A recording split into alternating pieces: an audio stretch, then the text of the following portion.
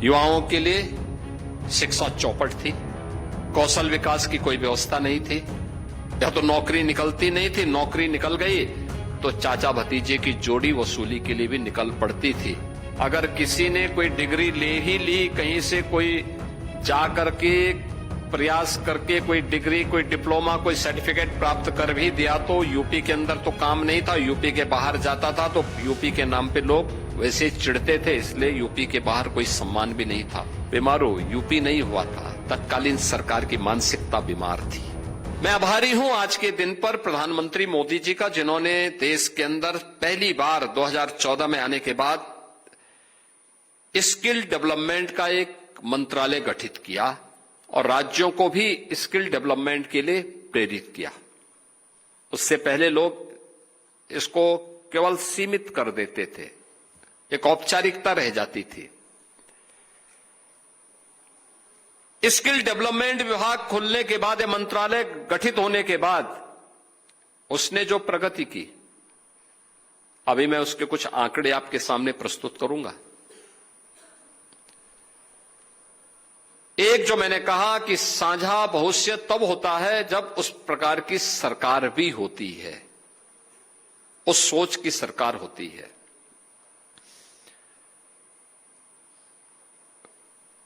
दो 2017 आप में से जितने युवा हैं, तब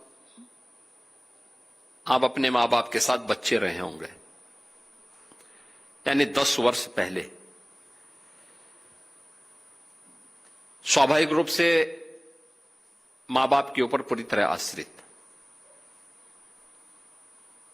न वर्तमान की चिंता न भविष्य की चिंता,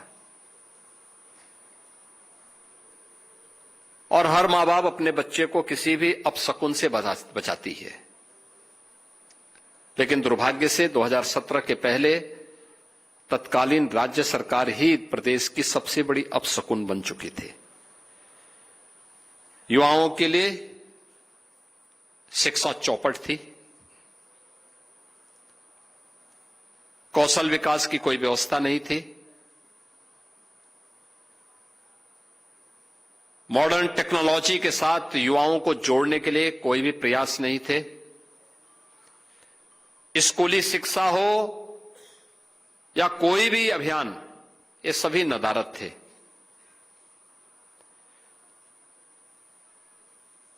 असुरक्षा का वातावरण था, न बेटी सुरक्षित थी, न व्यापारी सुरक्षित था। युवा के सामने पहचान का संकट था। अगर किसी ने कोई डिग्री ले ही ली, कहीं से कोई जा करके प्रयास करके कोई डिग्री, कोई डिप्लोमा, कोई सर्टिफिकेट प्राप्त कर भी दिया तो यूपी के अंदर तो काम नहीं था, यूपी के बाहर जाता था तो यूपी के नाम पे लोग वैसे चिढ़ते थे, इसलिए यूपी के बाहर कोई सम्मान भी नहीं था। ये पहचान का संकट था। सरकारी नौकरी पर एक खानदान का अधिकार था, या तो नौकरी निकलती नहीं थी, नौकरी निकल गई तो चाचा भतीजे की जोड़ी वसूली के लिए भी निकल पड़ती थी, और बिना पैसे के कुछ काम होता नहीं था। न्यायालय को स्टे करना होता था।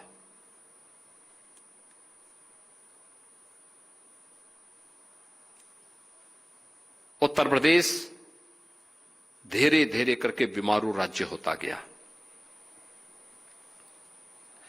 यानी प्रकृति और परमात्मा के असीम कृपा का प्रदेश। याद करिए जो मैं कह रहा हूं, प्रकृति और परमात्मा का सबसे उर्वरा भूमि हमारे पास। मां गंगा, मां यमुना, मां सरयू, मां गोमती, राप्ती, नारायणी, ये सब नदियां यूपी के पास। पर्याप्त जल संसाधन दुनिया के अंदर किसी के पास नहीं। ये प्रकृति की कृपा है। और परमात्मा, अयोध्या यहां, काशी यहां, मथुरा वृंदावन यहां, नेमी सारण्य यहां, विंध्यवासिनी धाम यहां, मां पाटेश्वरी धाम, मां शाकंभरी धाम, ये सब कुछ, महाकुंभ की धरती यूपी।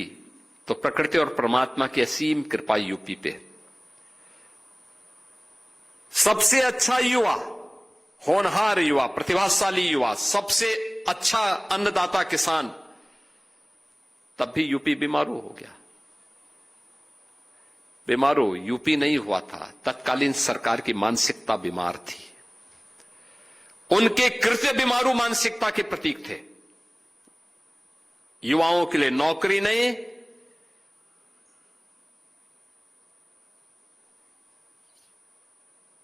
जो सरकार अपने युवा की उपेक्षा करती हो, अपने कारीगर को प्लान करने के लिए मजबूर करती हो, अपने अन्नदाता किसान का अपमान करती हो, उस सरकार के लिए। अगर आप ये वीडियो YouTube पर देख रहे हैं तो हमारे चैनल को सब्सक्राइब कर बेल आइकन दबाएं और Facebook पर देख रहे हैं तो हमारे पेज को लाइक करें। अगर आप ये वीडियो YouTube पर देख रहे हैं तो हमारे चैनल को सब्सक्राइब कर बेल आइकन दबाएं और Facebook पर देख रहे हैं तो हमारे पेज को लाइक करें।